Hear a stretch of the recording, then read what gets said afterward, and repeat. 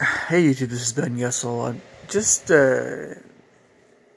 not really able to sleep very well right now, but I'm going to just make a quick video here then.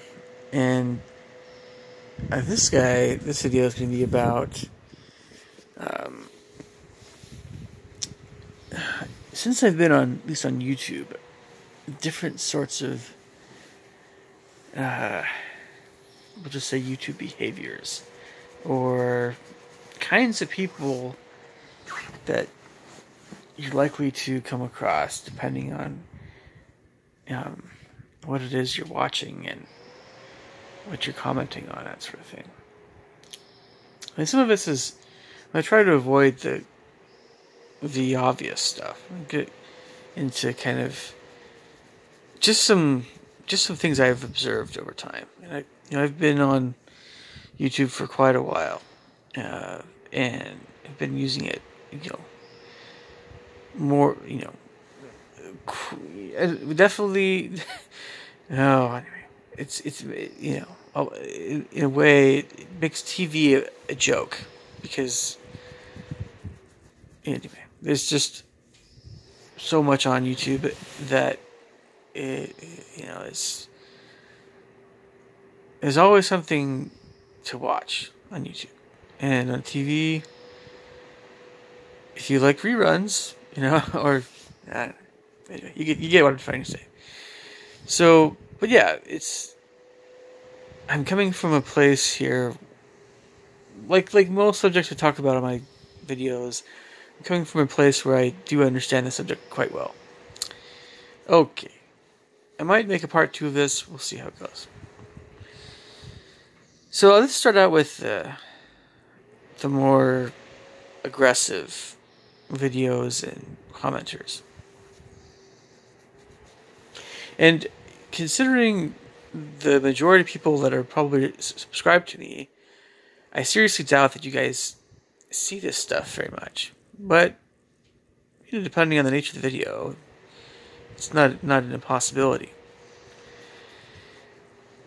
So the first kind of commenter,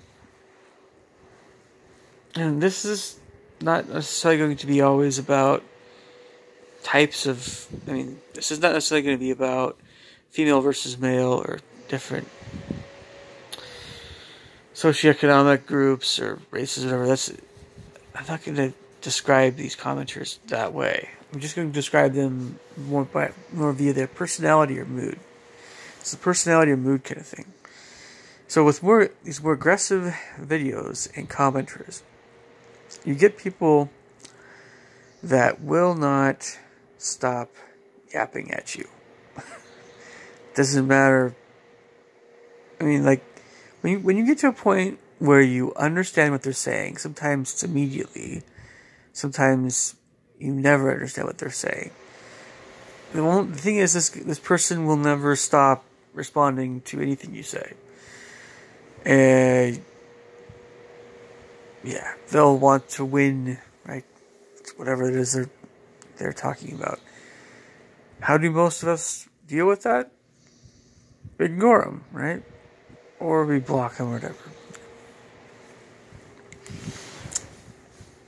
I think the thing is, though, is that the real question in this particular kind of person's case is, how do you know you're talking to someone like that or not? Because we would rather not waste our time with that kind of person anyway, right? Unless a small percentage of us, a small percentage of the time, even, we're really in a mood to talk to someone like that. Find that, you do have to be kind of in a really grumpy mood and really enjoy something like that, because there is that side to some of us where, I love a great argument now and then. Oh, the more intense the better. Oh, it's a good way of getting out. I understand, I can think that way just like anybody else, but I would think it's probably a little more satisfying, however, to Well, I don't know. It depends on the nature of the mood, I suppose. But yeah, I mean, we would all like to know precisely what's going on with someone right off the bat. But isn't that the case for so many social interactions, even in real life? We want to know ASAP what's going on with any situation. But of course, you know,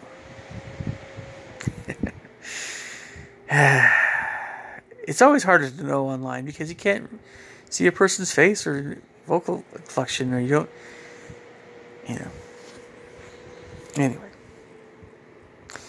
so we do what we can do, but that's one kind of YouTuber. And where will you find those people? Well, you'll find those people in anything that's more politically charged, or anything that's more the sorts of videos that people will want to win arguments, right? So when you go to those sorts of videos, especially with lots and lots of people commenting on them, that's what you'll find in the comment section.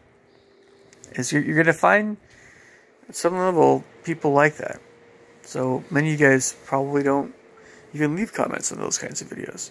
But often those kinds of videos, people do leave comments because you'll want to share your opinions of something that's so often so emotionally meaningful, or or something where you want to jump right in. But again, it could be somebody else that responds to you, and they'll be wanting to go at it, right?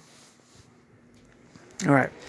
So I'm obviously, with these aggressive sorts, I'm not talking about people that actually want to beat you up. That's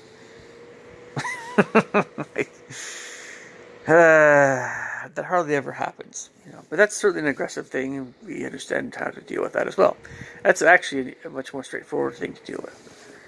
Anyway, yep, I know. So, something else that can be more on the aggressive side. So you have aside from the guys that just like to just keep responding back, to everything you say, you also have people that are easily offended, or they try to find fault with something that you say. Or they just, nitpicking at something, or they try to belittle you.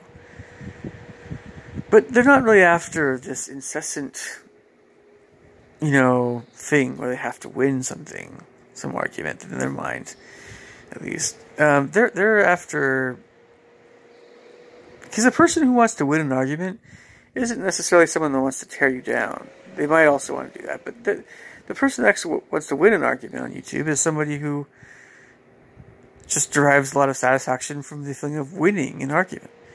So, but a person who wants to, who feels, well, they say they feel offended, but really this kind of aggressive person is more, well, they want to cause mischief, right? They want to cause trouble, quite often. You never know what's going on behind the computer screen, but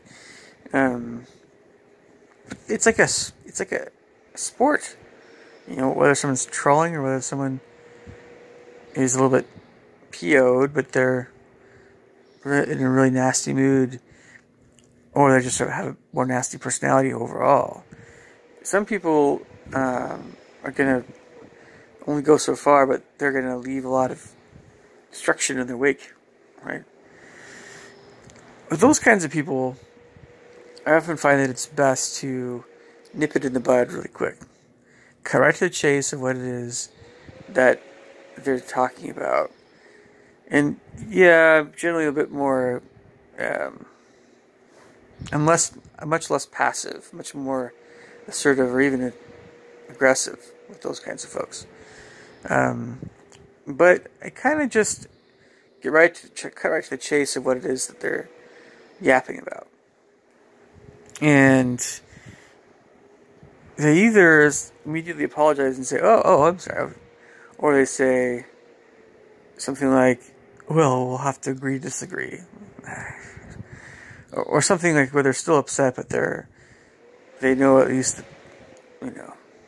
there's no point in continuing that conversation.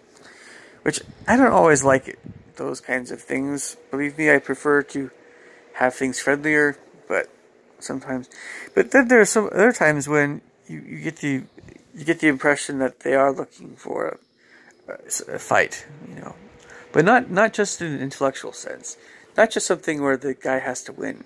No. They're much more interested in actually hurting someone, emotionally or on some level. They're up to no good. So there's also an easy way, just like with the person that's yapping at you incessantly, unless you really want to do that. The person you immediately can tell is looking for this bully, basically. Really, really looking to harm someone's feelings or whatever. And you shut them down, you block them.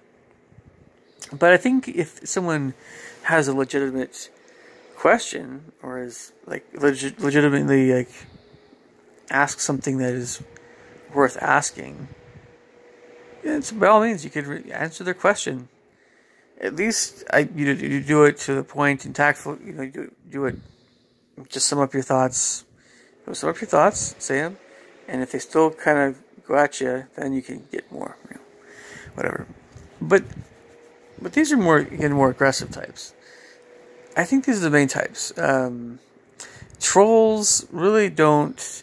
I've been on YouTube long enough to identify trolls, and what they do. I imagine probably I need to mention this more to teenagers or people that they just don't catch on to trolls as fast. But there's a mentality of people out there that think that you have to understand every bit of sarcasm, or every bit of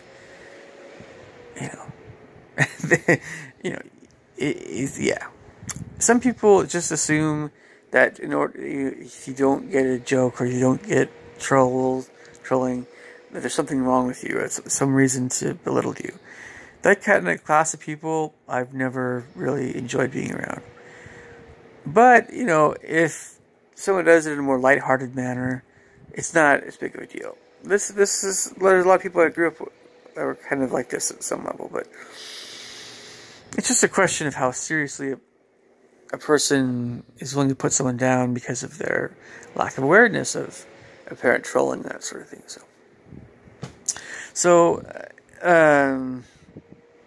But trolls are a subclass, I suppose, of people that are looking to bully people and stuff. And so the way to identify a troll is, you have to look at a video where things are very, very charged emotionally. And most of the commenters are having a similar kind of viewpoint of something. And the troll will come along and say something purposefully to make everybody mad in that comment section. Or say it in a way that, they're trying to make people angrier. And we're familiar with teasing, right? I think we've all been teased in the past. It's generally not pleasant. But sometimes it's all in good fun, but it just depends on the situation, right? Some teasing is actually not as malicious, right? So, anyway. But that's what a troll does. They try to just get you all angry. For what, they love it. The angrier everybody gets, the more that they get a kick out of it. So, when you see something that looks like it may be a troll post, there's a pretty good chance that it is. Most of us will probably ignore it.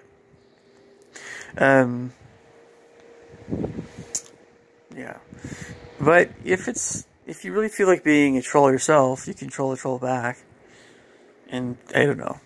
I know that there are times when you just have a bone to pick with the world, and maybe that's a good way of doing it, because a troll, that a troll is, but you don't always know that if someone's a troll, it's a troll. But it's great. It's good not to suspect. It's good not to look. It's good not to even look for them. But if something is obviously, it's pretty blatantly a troll comment, especially after the second comment that person makes.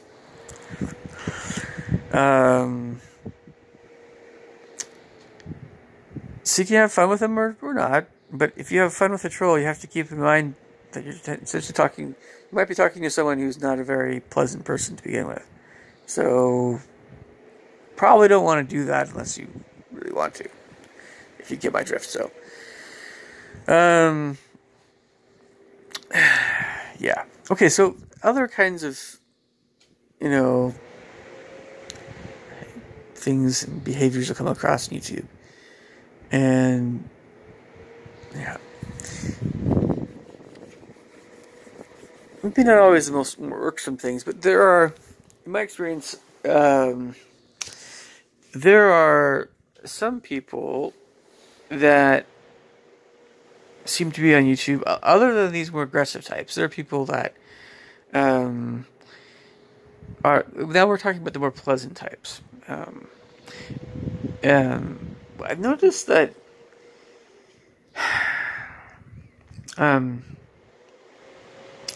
there's a type of person that really isn't interested in conversing with people on YouTube.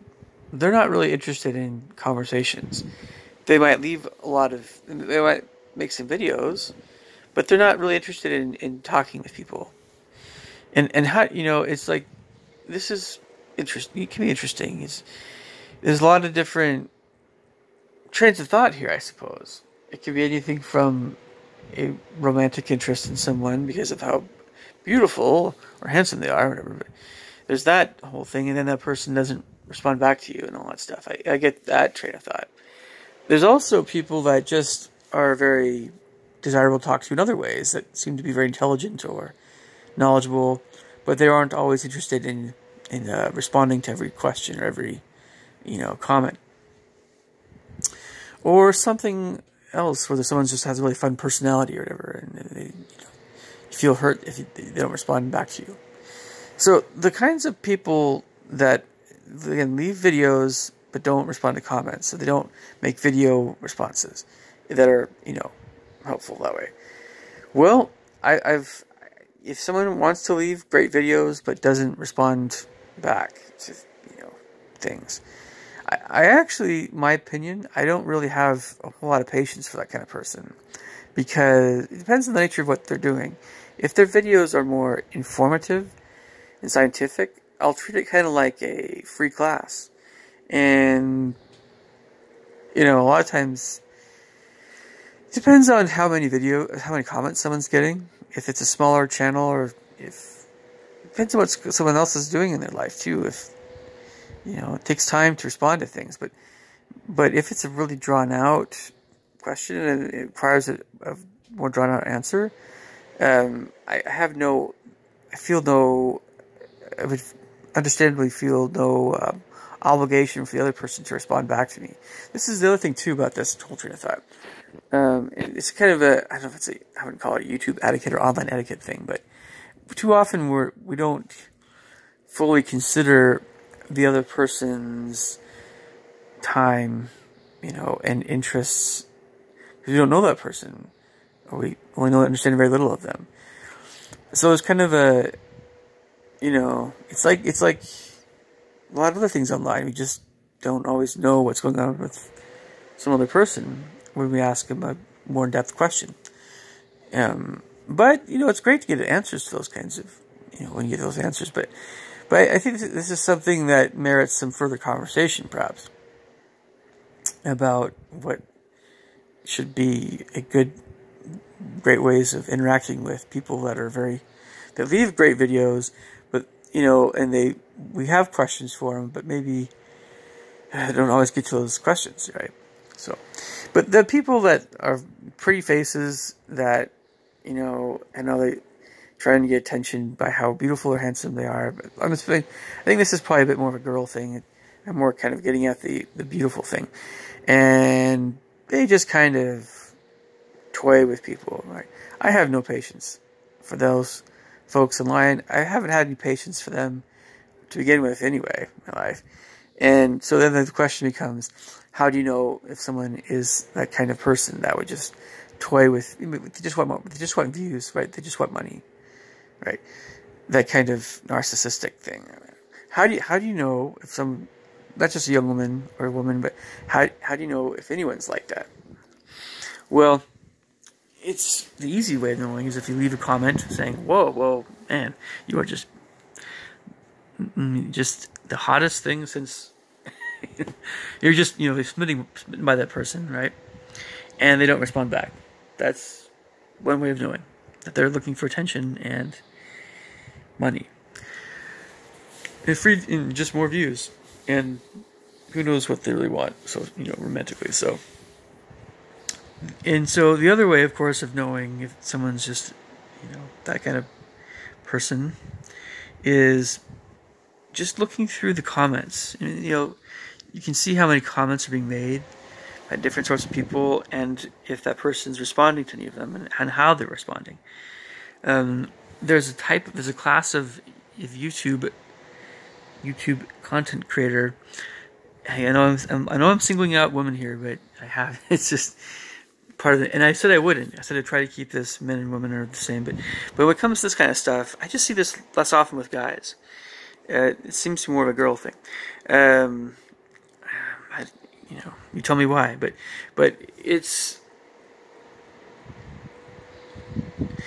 there's a class of again YouTube creators that are often women, but sometimes guys, but more often women, that do seem to really be very insincere. And this is one of the types of people in general in my life that really jerks my chain. So I try to avoid them. And I've occasionally made videos on my channel, even describing in some form or another this kind of young woman or woman in general. And they're going to get their, just like anybody else I mentioned that's negative, or not, maybe in this case, they're not always negative people, but they're very narcissistic, or they're very, yeah. When you toy with someone, or when you try to be a, you know what I'm talking about. They're going to get their reward for what they've done, which sooner or later it's going to be misery, right? They're going to feel misery at some point for what they've done, how they've acted toward everybody that thought that they were projecting some real interest in them simply by, how beautiful they were, right? So they're using their beauty to,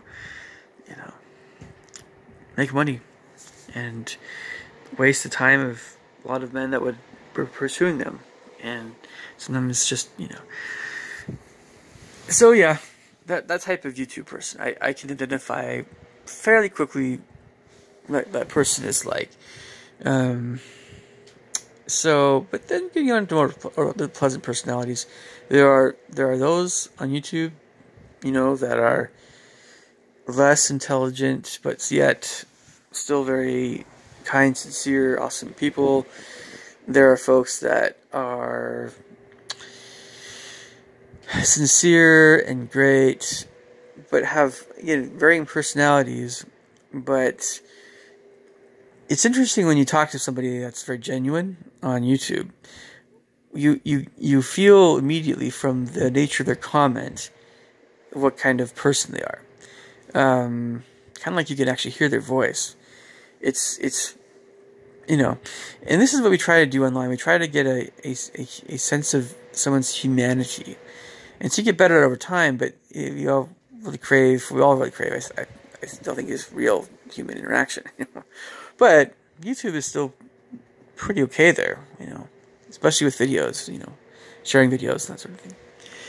So, any other kinds of, YouTube behaviors I wanted to talk about in this video, because I could hit the sack again here in just a bit, but,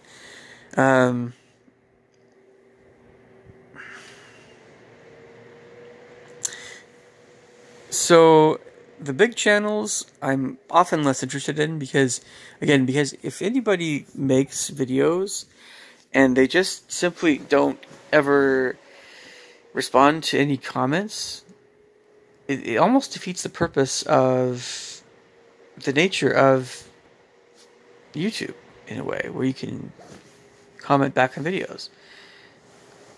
And again, unless something is I just treat some videos as being instructional, or some videos actually don't really merit a whole lot of further communication.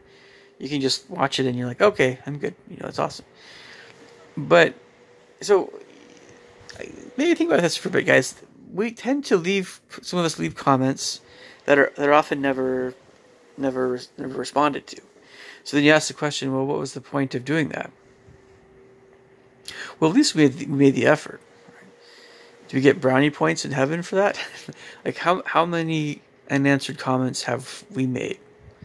And so maybe there is that train of thought where we start to wonder, will this comment actually be responded to? But, you know, this is just, again, this is something just to consider. And bigger channels, how often does the content creator respond to anything? It's often not the content creator, but we want the content creator to respond to certain questions. No, it's not the content creator. In big channels, on bigger videos, it's not the content creator that responds, it's someone else. And then so it's a class of, you know, it's always a question of, are we okay with that or not? And I think we should be okay. Because, you know, a content creator, we all have lives to live, right? We're all doing these things. And if we ask a question specifically for the content creator, but somebody else has a great response to it, so why is there a problem? You know, it's just. But there's a type of person that actually expects every single question or comment that they make to be responded to by the creator of the video. Now, if it's a small channel like mine, there's a very good chance that I don't miss a single comment. It just depends on the nature of the channel, you know. And I think some people actually prefer small channels because they'll actually get a response to their questions. You know, it's something to consider, you know. And if it's a bigger channel, you're going to probably get responses that are not from the content creator. And yeah, so I think we've covered the bases pretty well here. Of course, you have comedians and things.